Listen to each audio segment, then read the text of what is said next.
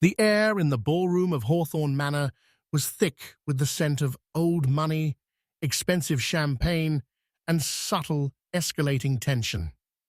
Sir Charles Hawthorne, a collector whose eccentricity was rivaled only by his wealth, had thrown this gala for one reason: to unveil the Siren's tear, a 300-carat sapphire rumored to be cursed. The sapphire was not merely displayed, it was protected. The centerpiece of the evening was the vault itself, a custom-built fortress of steel and glass, situated discreetly behind the main portrait. Its architect was present too, the brilliant, icy calm security consultant, Anya Petrova. Flawless, Anya had declared earlier, adjusting her sleek black gown. The lock requires two distinct, simultaneous inputs: Sir Charles's unique voice print, a specific phrase, and my retinal scan. It is, quite literally, a locked room within a locked room. A ghost couldn't open it. Detective Elias Thorne, a man whose trench coat looked perpetually damp, even in a dry ballroom, stood near the refreshments, observing. He wasn't invited, but his presence was a courtesy. The precinct extended whenever a fortune worth more than a small country was gathered in one room. The moment came at 10:45 p.m. Sir Charles, flushed with brandy and pride, approached the vault with Anya at his side. He spoke the required phrase, a quote from Tennyson, into the microphone. Anya leaned into the retinal scanner. A green light pulsed. The crowd held its breath. Then, the lights flickered violently, plunging the room into momentary chaos. It lasted maybe 5 seconds.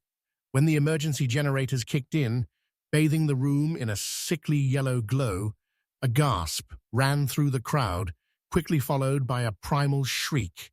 The heavy steel door of the vault was now slightly ajar. The Siren's tear, resting moments before on a velvet cushion, was gone. Thorne worked fast, sealing the ballroom. The scene was impossible. The guards detective, Sir Charles stammered, his face pale beneath his ruddy complexion. 2 armed men posted outside. They saw no one enter or leave the immediate vicinity. Thorne nodded, already speaking to Anya, whose professional veneer was beginning to crack. Ms. Petrova, the system. Tell me exactly what it does when it fails. It doesn't fail, she clipped, but if it did, a biometric mismatch would immediately trigger a full lockdown. The power outage, that should have engaged the auxiliary battery, which is designed to sustain the security systems for 12 hours. Yet the door opened, Thorne countered, gesturing toward the gaping vault. No signs of forced entry. The locking mechanism is intact. He knelt, examining the vault entrance. I noticed the lights didn't just fail. They seemed to dim and surge before going out completely. Sir Charles, did you notice anything else unusual? Sir Charles rubbed his temples. Yes, now that you mention it. Just before the lights went, I felt a low hum. More of a physical pressure than a sound, like a distant truck engine. Thorne filed that away, a low-frequency hum. The third person of interest was Julian Vance, Anya's young protégé. Julian was visibly trembling, clutching a vintage pocket watch in his hand. Julian, you designed the security system alongside Ms. Petrova, correct? Thorne asked, his voice low. Yes, detective, but only the structural elements. Anya handled the biometric keying. She's the only one who can bypass or alter that. Julian's eyes darted between Thorne and Anya. And the vault's fail-safe? Only one. If both biometrics fail sequentially within a 3-second window, the system defaults to a manual override. It's designed for extreme medical emergencies, a stroke or a sudden injury preventing a scan.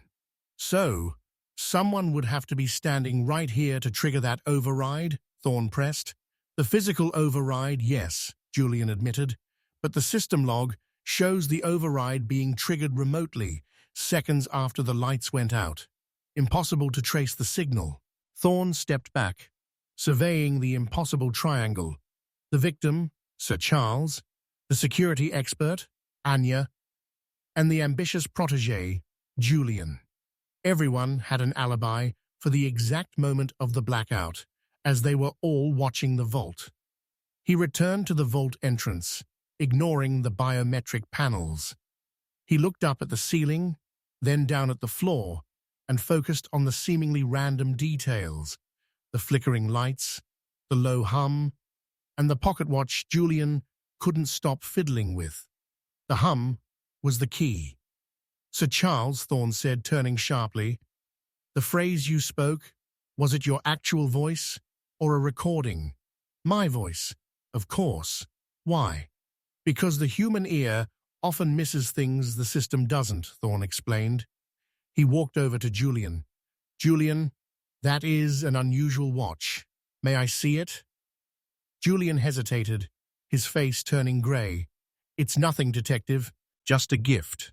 Thorne simply reached out and took the heavy silver watch. It was engraved with intricate filigree. Sir Charles felt a low-frequency hum, Thorne began, turning the watch over in his hand. Infrasound. It's sound below the range of human hearing, yet it can be felt physically.